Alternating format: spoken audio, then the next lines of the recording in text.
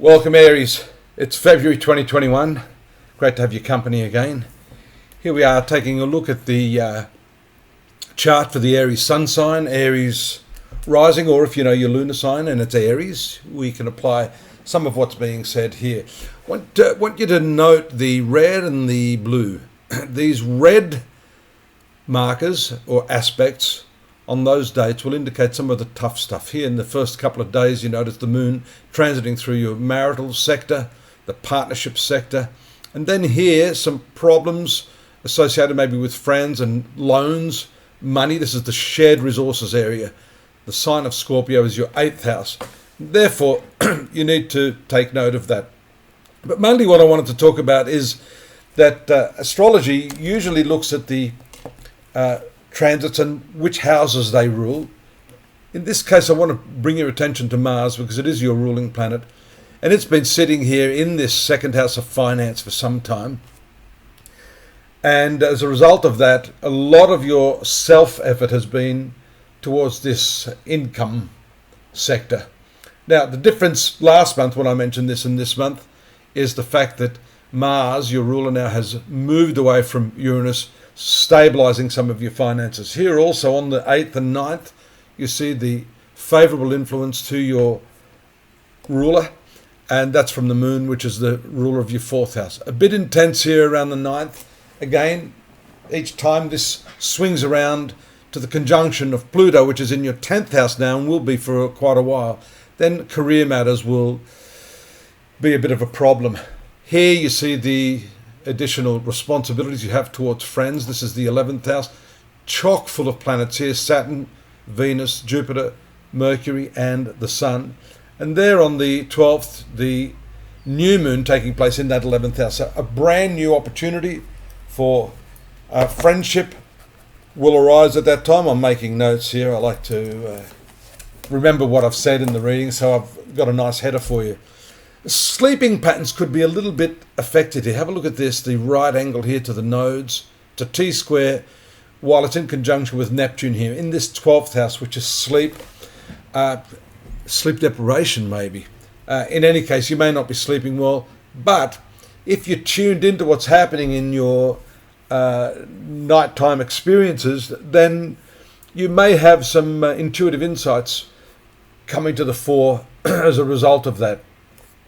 Strongly emotional couple of days here, 16th and 17th, as the moon moves through your sun sign and then enters the second house on the 17th, which is a conjunction with Uranus here. Something abrupt or sudden may take place. Still got all these hard aspects here from this 11th house. What's the 11th house? It's your friendships, it's elder siblings.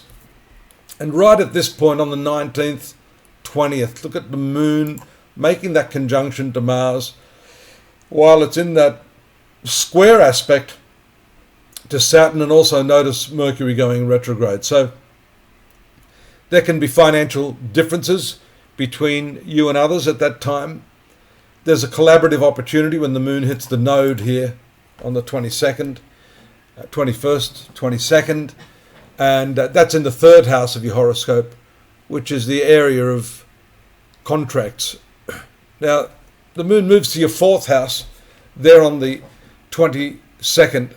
So a lot more domestic energy is shown by that, and a favorable influence there, as you can see from that blue line. Keep following those blue lines and note those dates, which is why I think this sort of chart is useful to see when favorable influences take place here. Very idealistic one there with the moon trine Neptune there in your 4th house. Then moving to your 5th house of children and creativity on the 25th. There's a bit of an opposition there. Mercury's gone retrograde direct, straight into its direct motion just a couple of days earlier there.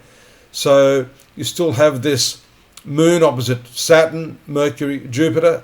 So although you want to be creative, you may have too many irons in the fire and need to be a little bit careful of that. Focus on one thing to the exclusion of others if you want to achieve the optimal results. Few health issues here. The new moon takes place there right on the last day of the month, 28 days in February.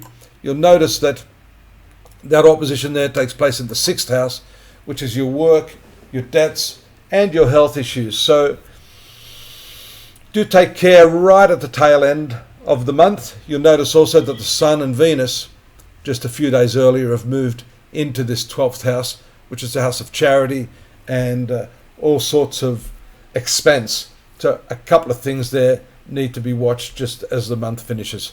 Take a look at astrology.com.au. We've got the monthlies there for you now, the text-based readings.